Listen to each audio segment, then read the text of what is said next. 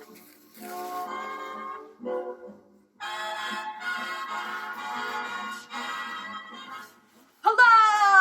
everyone. My name is Madazon Can, and I'm here with my friend Charlie Barth, and we're going to have a talk show. Are you ready for a talk show? I don't know if I'm ready. Are you ready? Nah. It's our first time. And so, just like any first time, be gentle.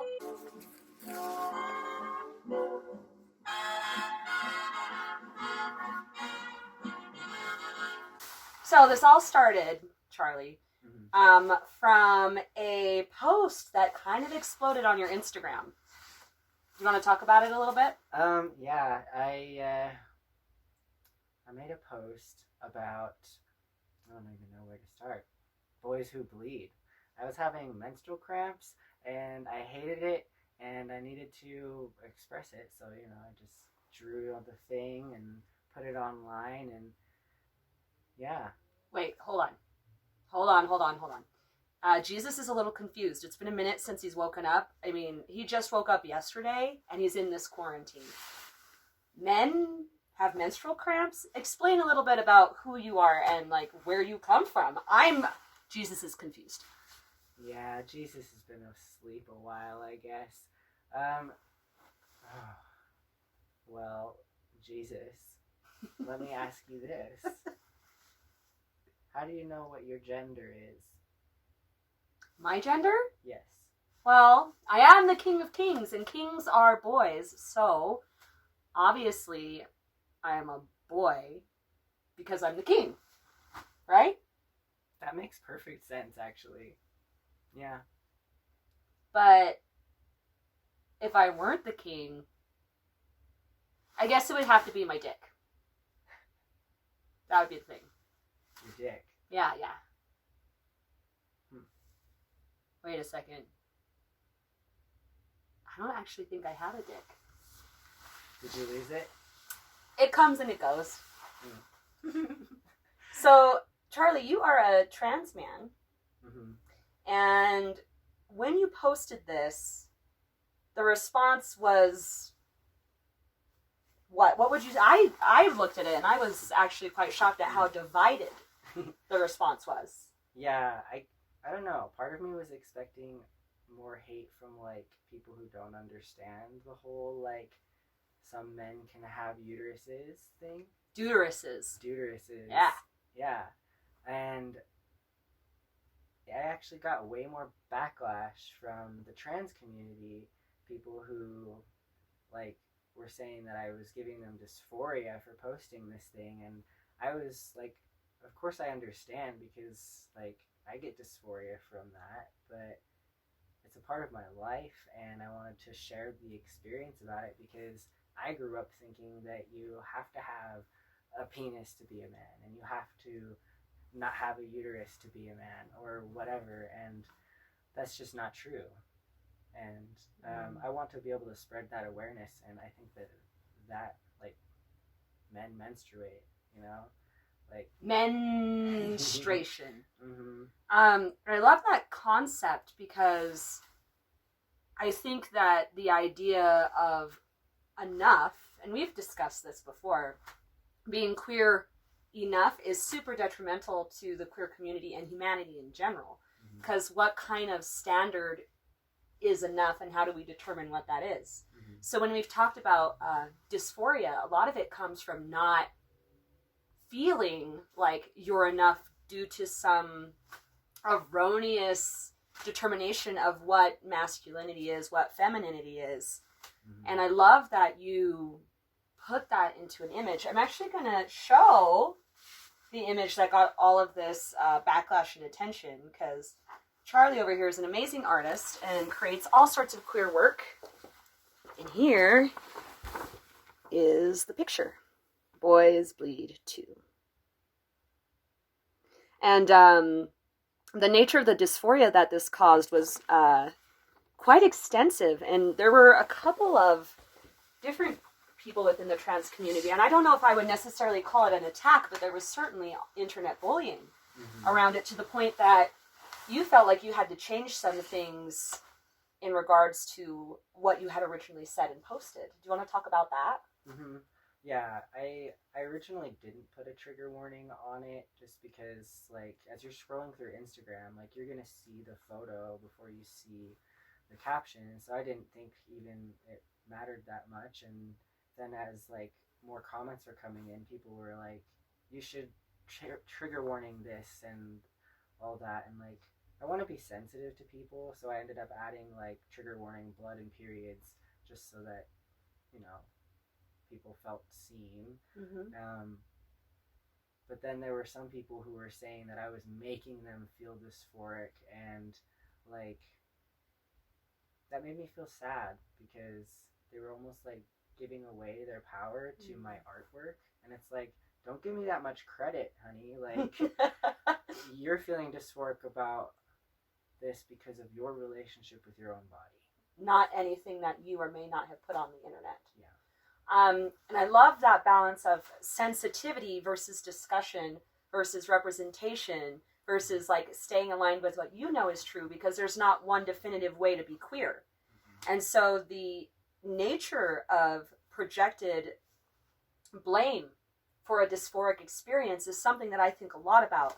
I think we can be sensitive to each other, but I also think that there's a lot of internalized shame within the queer community. And a lot of time, instead of being able to discuss it, because we've never been taught how to discuss it, and we're still learning ourselves and the language we have access to, we turn it around and blame and shame other queers in the community for saying or doing something that we determine is wrong, when it's not wrong. It's personal experience, which you can't invalidate either way. Mm-hmm. So the nature of control around dysphoria is something I feel needs to be talked about a lot more.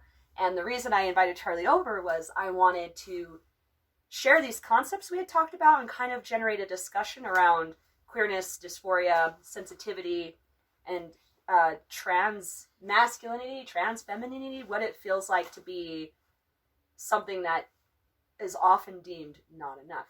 Mm-hmm. Speaking of that, I want you to show your signature alien. Charlie loves these little aliens and uses them all the time in his artwork for a myriad of different things. And I just wanted him to show his gender and attraction levels that, on this display board that are just incredible. And you might need to get a little closer so they can see. And I just want you to talk about why you created this and what it does for you. Okay, so this is a little drawing I made. When you realize you're part of the LGBTQ community or whatever, I know that I was like super concerned about, what letter do I identify with? And there's a lot of self-exploration that goes into that, but ultimately what determines what you label yourself as in the queer community depends on what your gender identity is and what your attraction is. So, and it's all intertwined and it's all really complicated because everybody has different ideas about where your gender comes from and how you can express that and whatnot. And so I feel that my gender identity comes from my soul, and that's just like, it's a part of me that I don't know, it's not my body. My soul is something beyond that. And I identify as a man because I feel more masculine, and so like that's the identity that comes from my head. And then there's also like, so before I transitioned, like some people might look at me and see me as more feminine, but that didn't feel in alignment with my soul, and that caused me to feel discomfort. And everybody feels dysphoria for different reasons, but I don't know, where do I begin? wherever you want. Yeah. I feel like you've done a really good job so far, and I want you to show them the sliding scale and kind of talk about what happens from day to day for you. So let's see. So we've got everybody has different levels of like masculinity or femininity within their own self, and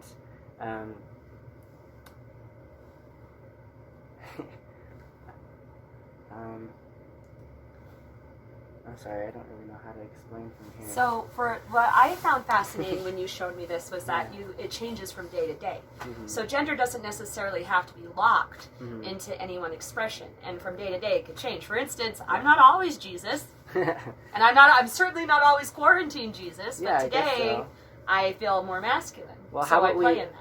Let's set this thing up for Jesus. For then. Jesus? Because 'cause Okay. everybody's gonna be different, but for Jesus, what do you identify with in your soul today? You've got two sliders here. You've got masculine and feminine, and you can have a mix of both, or none, or just like everything or whatever.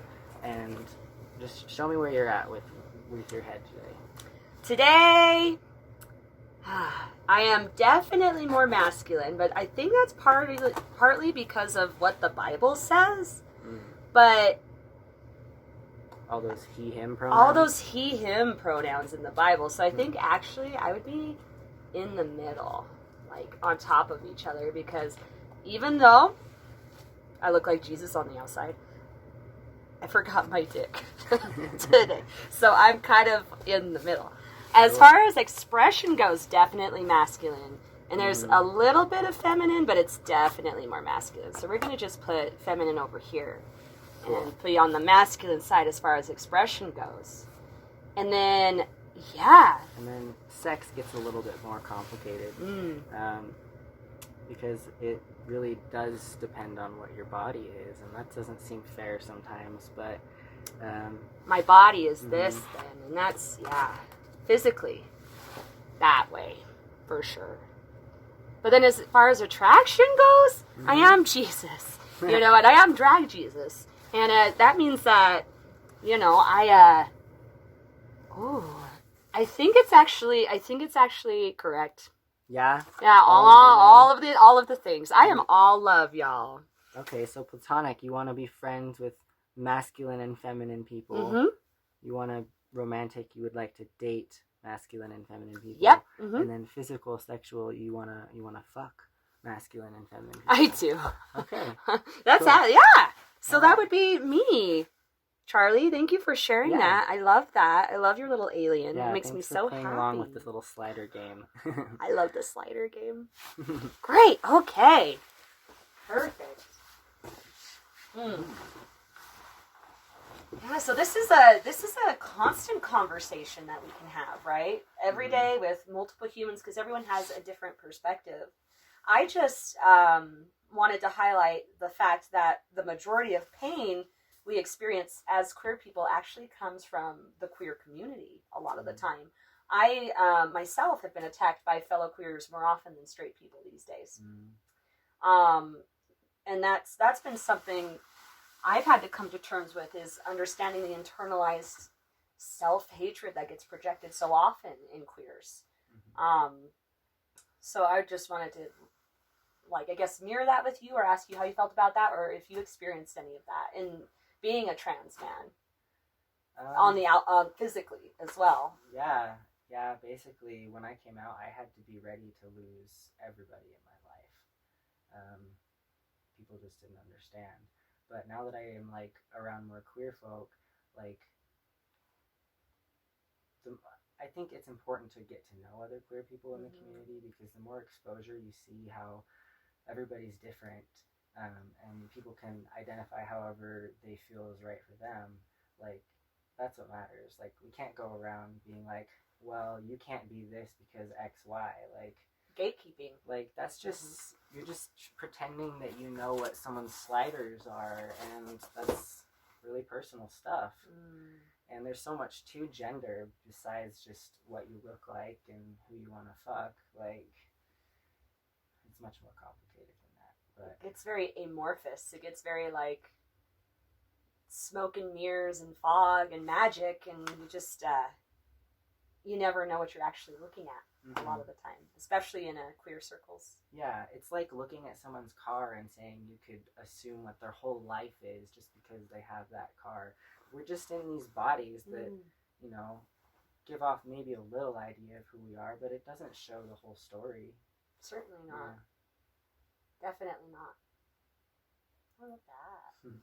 speaking of bodies and stories, I wanted to show this piece of your artwork that I just find absolutely amazing. And there's a little poem that goes with this, so I'm going to bring this closer so y'all can see. And then I want you to say the poem. Yeah. Human's a human, no matter the parts. What really matters is what's in our hearts. Aww! Yeah. And I can't remember. Did you write that? I wrote it down on when I originally posted it, so I don't know. Did you make it up? Is it your poem? I don't think I stole it from anybody. But hearts and parts rhymes a lot, so who knows? Who knows? I love it. Yeah. I think it's yours. A little mini ditty for y'all today in Facebook land. Now, Charlie, is there anything else you wanted to talk about in regards to trans masculinity, trans rights? Do you want to talk about what you do as an artist? I want everyone to know what you do as an artist because I'm a big fan. And I've always been a big fan of Charlie, and his stickers are in the Urban Arts Gallery, and they've been selling like crazy. And I just want you to talk about yourself as an artist so they know what you do and your platforms, essentially. Sure. Yeah, I have a website where I put my art. I like to make stickers. I have some over there if you want. I could grab them. But yeah, I put them online, and they're just little sketches that I make randomly, and if I like something a lot, I'll put it online to show people. And a lot of my work is queer themed because I spend a lot of time reminiscing about my identity as a queer person does. And yeah, when I make artwork that is queer themed, I like to give a percentage back to the local Pride Center, just because like without that Pride Center, I'm not sure I would have made it here today. And I want that Pride Center to be able to serve as a safe haven for other people who might be struggling to find their identities. And I think it's important as a queer person to recognize the help that we've been given along the way and give it back if we can. So yeah, every time you buy a queer sticker, you're going to help some queer youth here in Utah find a happy place to be. Yeah. Everything else I make is just like random paper mache, masks, and like acrylic paintings. Just whatever I feel like doing. Charlie's amazing, basically. You should definitely follow him. I would say I want to see your stickers. So if you want to come go grab some stickers, I'm just going to push your Instagram handle for everyone. So Charlie Barth is who we're talking to today. Amazing artist, amazing friend of mine. Love them very dearly. And here is their Instagram at Chardigrade Designs. So if you want to follow them, like what they do, see more stickers that come out, support local, please follow them because it's freaking amazing. And I just can't get enough of how adorable these stickers are. So without further ado, I'm going to give it back to Charlie. And he's going to show you some stickers for the last few minutes. Yeah. So this was a design that I made a while ago. It's the moon landing with the gay pride flag on it, just because I'm a nerd and I like rainbows. And then I also made one with the trans pride flag because, you know, transness is also important. I made this one a while ago. It's a "We Will Not Be Erased" sticker. It's kind of a slogan that trans folk use online to help encourage each other when there's like shitty bills that are being passed that feel like they're trying to erase us. This one, it's a pots and pans sticker. It's kind of a pun because pans, this is the pansexual pride flag, and then, you know, weed is pots. It's happy 420. Yes! Coming up. Yeah. So you better get your stickers on. Mm-hmm. Yeah, and then I've got a couple other random ones that aren't like queer themed at all. I have a lot of aliens, like we were showing before.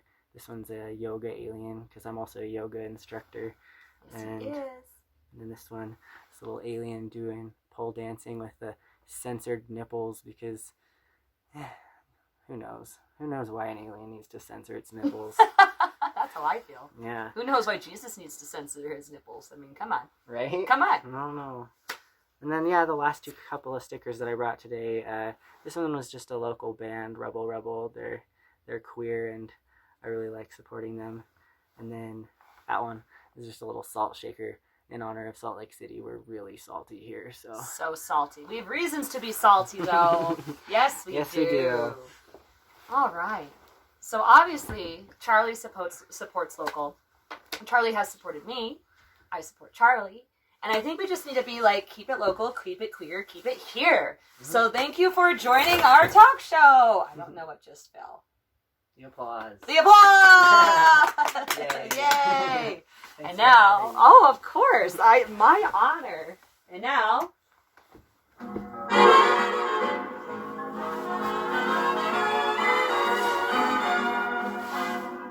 thank you, Charlie Barth, at Chardigrade Designs on Instagram. Thanks. We will. Oh no! Thanks, Madison /the King /Jesus /drag Jesus /quarantine Jesus. Let's air five, but not actually high five. Boom! Because social distancing.